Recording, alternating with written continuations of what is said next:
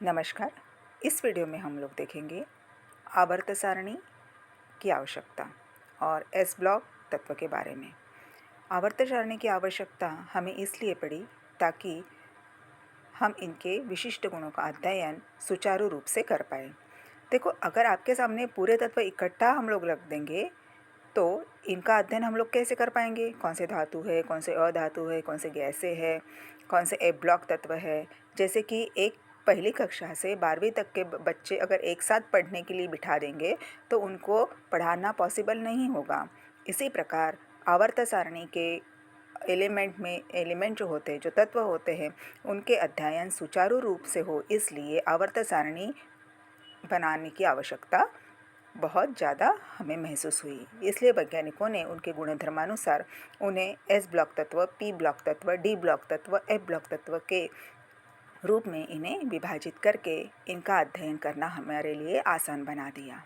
अब जानते हैं एस ब्लॉक तत्व के बारे में।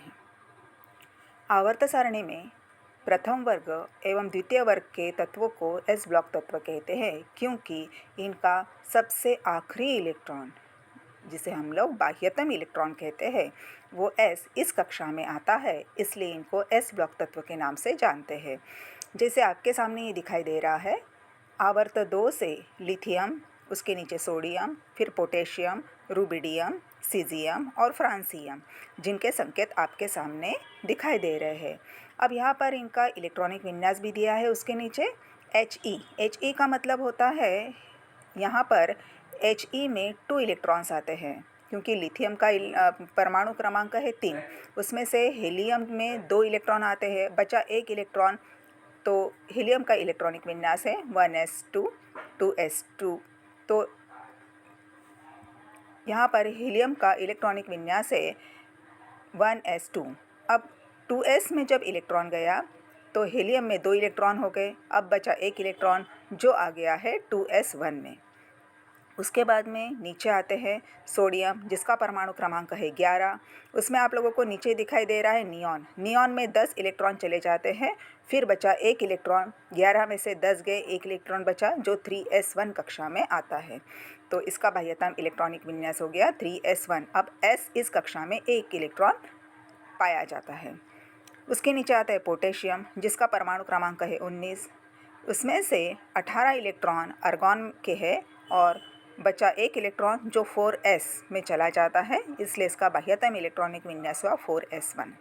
उसी प्रकार से रुबिडियम, जिसका परमाणु क्रमांक है 37, इसमें क्रिप्टॉन में 36 इलेक्ट्रॉन चले गए और एक जो इलेक्ट्रॉन है वो 5वीं कक्षा में, मतलब 5s1 इस कक्षा में जाता है।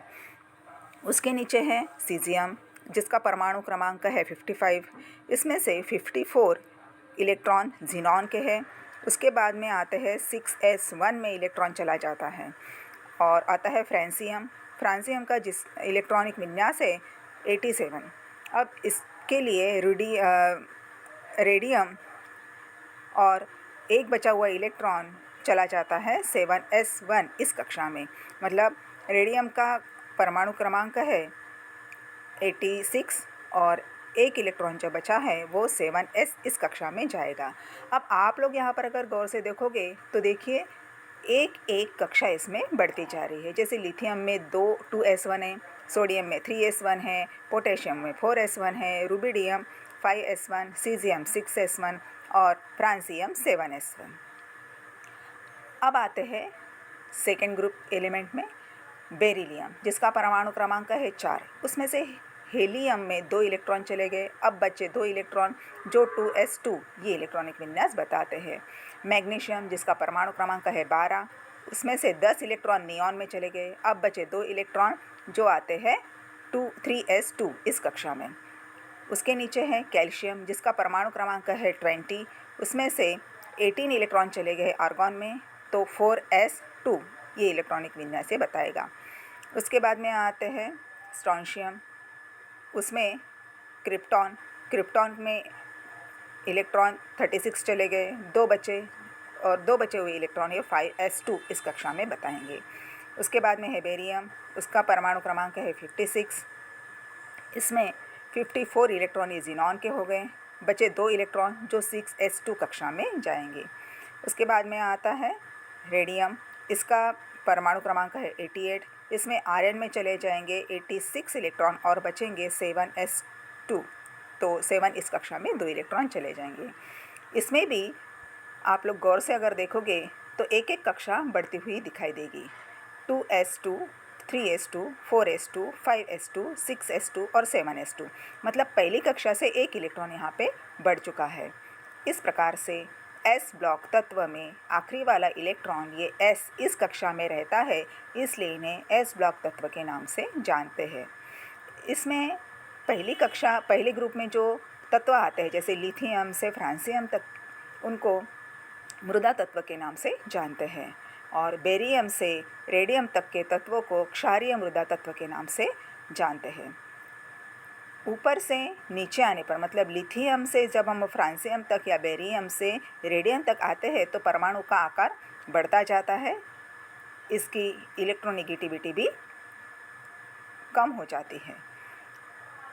अब इसको एस ब्लॉक तत्व के नाम से क्यों जानते हैं, इस पर वैकल्पिक प्रश्न को आप लोग अच्छे तरीके से हल कर पाएंगे। धन्यवाद।